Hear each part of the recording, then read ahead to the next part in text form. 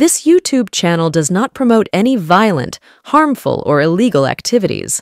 All content provided by this channel is meant for an educational purpose only.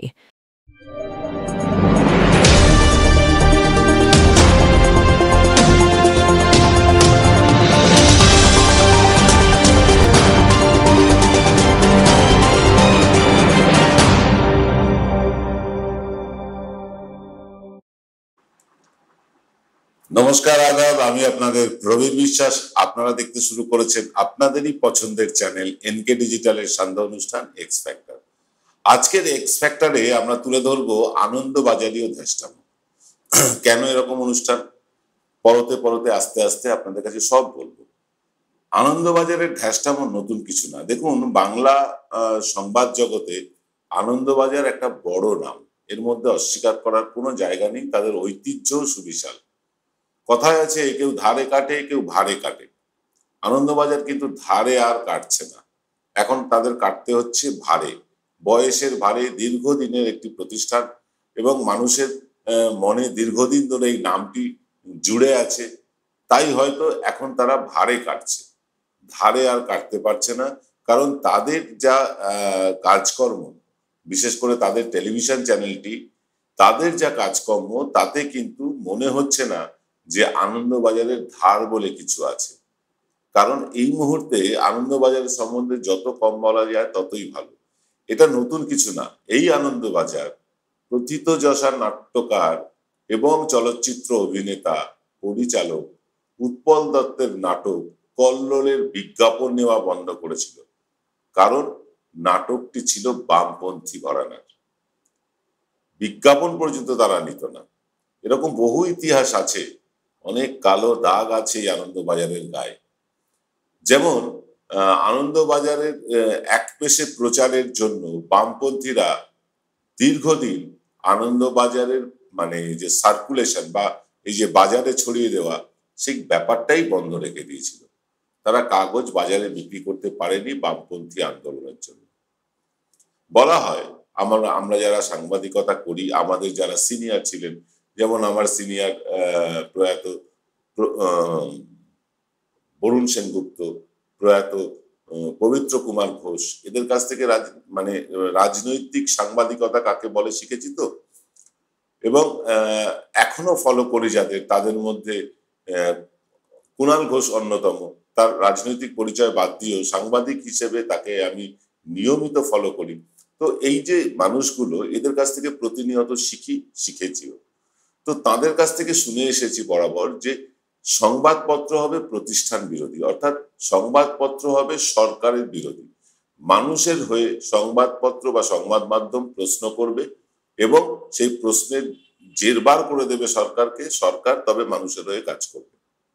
সংবাদপত্রে বা সংবাদ মাধ্যমের ভূমিকাটা এটাই হওয়া উচিত বলে আমরা অন্তত শিখেছি। এবার আপনি বলবেন যে তাহলে এবিপি বা আনন্দবাজার তো একই কাজ করছে, তারা তো মমতা বন্দ্যোপাধ্যায় সরকারের বিরোধিতা করছে। হ্যাঁ, করছে, এবং এটা করা উচিত। মমতা বন্দ্যোপাধ্যায় সরকারের সমালোচনা অবশ্যই করা উচিত, কারণ সমালোচনার ঊর্ধ্বে তো কেউ নয়। মমতা বন্দ্যোপাধ্যায় হন বা নরেন্দ্র মোদী হন, সমালোচনার ঊর্ধ্বে কেউ নন। সরকারে থাকলে এবং দীর্ঘদিন ধরে থাকলে একটা অ্যান্টি ইনকমবেন্সি তৈরি হয়, একটা প্রতিষ্ঠান বিরোধিতা তৈরি হয়। সেইটাকে তুলে ধরে একটা ন্যারেটিভ তৈরি করা, জনমত তৈরি করাই কিন্তু সংবাদ মাধ্যমের কাজ। বলবেন মমতা বন্দ্যোপাধ্যায় সরকারের বিরুদ্ধে একদম ঠিকঠাক কাজ করছে আনন্দবাজার, একদম ঠিক করছে, ঠিক বলেছে। আনন্দবাজার মমতা বন্দ্যোপাধ্যায়ের বিরুদ্ধে যে সমালোচনাগুলো করছে সেগুলো হওয়া উচিত আমরা মনে করি। কিন্তু পাশাপাশি আমরা এটাও দেখতে চাই যে রাজ্য সরকার এবং কেন্দ্র সরকারের দুইয়েরই সমালোচনায় মুখর হচ্ছে এই আনন্দবাজার গোষ্ঠী। আমরা তা দেখতে পাচ্ছি না। তারা তাবেদারি করছেন কেন্দ্রীয় সরকারের, আর এখানে তোপ দাগছেন তৃণমূল সরকারের। আমাদের খানিকটা মনে হচ্ছে যে আনন্দবাজার সম্ভবত এক পেশে সাংবাদিকতার দিকে চলে গেছে, তাই ধারটা কমে গিয়েছে আনন্দবাজারে, এখন শুধু ভার আছে। এইবার দেখুন, আনন্দবাজার গোষ্ঠী বা এবিপি গোষ্ঠী তারা প্রতি বছর একটা করে অনুষ্ঠান করেন সেরা বাঙালি বলে। কিভাবে তারা নির্ণয় করেন আমি জানি না, যে কাকে দিয়ে বিচার হয় আমি জানি না, সম্ভবত ওই এবিপির যারা মাথা কেষ্ট বিষ্টু তারাই এটা করেন। দর্শকদের মতামত নিশ্চয়ই নেওয়া হয় না, অন্তত এখনো পর্যন্ত দেখিনি যে দর্শকদের বিচারে সেরা বাঙালি অমুক লোক, এটা দেখতে পাইনি আমরা। বিচার করেন কারা? ওই এবিপিতে যারা বসে আছেন বা আনন্দবাজার গোষ্ঠীতে যারা চালান তারাই নির্ধারণ করেন কে সেরা বাঙালি হবে। তো এরকমই একজন সেরা বাঙালি এবার আমরা দেখলাম, তার নাম হচ্ছে রিমঝিম সিনহা। রিমঝিম সিনহাকে তারা সেরা বাঙালি হিসেবে প্রতিষ্ঠা দিল বা পুরস্কৃত করলো। কে রিমঝিম সিনহা? দক্ষিণ কলকাতায় সঞ্জয় সিনহার কন্যা রিমঝিম সিনহা, এবং সঞ্জয় সিনহার আরো দুই ভাই তারা আছেন, মানে ছিলেন, এবং সঞ্জয় সিনহার এই কন্যা প্রেসিডেন্সির অত্যন্ত মেধাবী ছাত্রছাত্রীদের মধ্যে অন্যতম সেরা, এর মধ্যে কোনো ভুল নেই। বামপন্থী রাজনীতিতে বিশ্বাস করেন, সেটাও কোনো ভুল নেই। রিমঝিম সিনহা তাকে কেন সেরা বাঙালি করা হলো? কারণ রিক্লেম দ্য নাইট বা রাত দখলের ডাক ইনি প্রথম দিয়েছিলেন। এই মহিলার আর কোনো অ্যাক্টিভিটি বাংলার জন্য আছে কিনা আমাদের জানা নেই, আপনাদের জানা থাকলে বলবেন। তবে জনান্তিকে বিভিন্ন খবর তো ছড়িয়ে বেড়ায়, যখন কেউ প্রচারের আলোয় আসে তাকে নিয়ে তার ব্যবচ্ছেদ হয়, তার কাটাছেঁড়া হয়, সেটা নিয়ে মানুষ নিজের মতন করে বিচার করেন, যেটা আমরা খবর পাচ্ছি বা শুনেছি সূত্র মারফত। কিন্তু আমাদের যেটা বলার বক্তব্য যে আনন্দবাজার ঠিক করে দেবে বা এবিপি ঠিক করে দেবে ইনি সেরা বাঙালি, আর তাকে আমাদের সেরা বাঙালি বলে মেনে নিতে হবে, এই রকম দুরবস্থা বাঙালির কবে থেকে হলো? আনন্দবাজারের ঠিক করে দেওয়া, কারণ আনন্দবাজার যদি বা এবিপি যদি দর্শকদের মতামত নিয়ে এই রিমঝিম সিনহাকে পুরস্কৃত করতেন, আমাদের কিচ্ছু বলার ছিল না। অনেক সময় হয় না, বিভিন্ন লোকের নাম দিয়ে জানতে চাওয়া হয় আপনার চোখে সেরা বাঙালিকে, আপনি আপনার পছন্দের ভোট যাকে দিলেন, যে ম্যাক্সিমাম ভোট পেল সে সেরা বাঙালি নির্বাচিত হলো, গণতান্ত্রিক একটা উপায় হলো, ঠিক আছে। হঠাৎ ঠান্ডা ঘরে বসে এই সুমন বাবুরা তারা একজন বাঙালিকে সেরা বলে প্রতিপন্ন করলেন, দাগিয়ে দিলেন, আর আমাদেরকেও তাদেরকে দেই দেই করে নাচতে হবে, এমন তো কোনো ব্যাপার নেই। এবার একটা আশ্চর্য ব্যাপার দেখলাম এই সেরা বাঙালির অনুষ্ঠানে। সাধারণত টিভি দেখা হয় না আমার, তবুও এই অনুষ্ঠানটা দেখার জন্য মুখিয়েছিলাম যে কারা সত্যি সত্যি এর আগে আনন্দবাজার গোষ্ঠী বা এবিপি গোষ্ঠী তারা কিন্তু যথেষ্ট ভালো মানুষ, এবং বঙ্গজীবনে তাদের বিরাট অবদান আছে এমন মানুষদের সেরা বাঙালি হিসেবে পুরস্কৃত করেছিলেন, এটা আমরা দেখেছি। এবারও আশা নিয়ে বসেছিলাম যে কারা কারা সেরা বাঙালি হচ্ছে।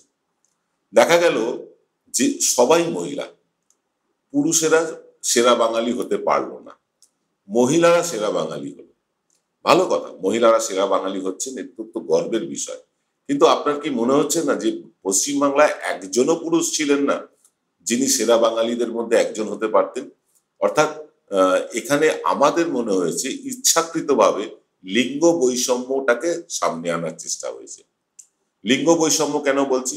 যে সব মহিলারাই শুধু পেয়ে গেলেন, এমনকি তৃতীয় লিঙ্গের কাউকেও যদি পুরস্কৃত করতো তাহলেও আমরা মেনে নিতাম।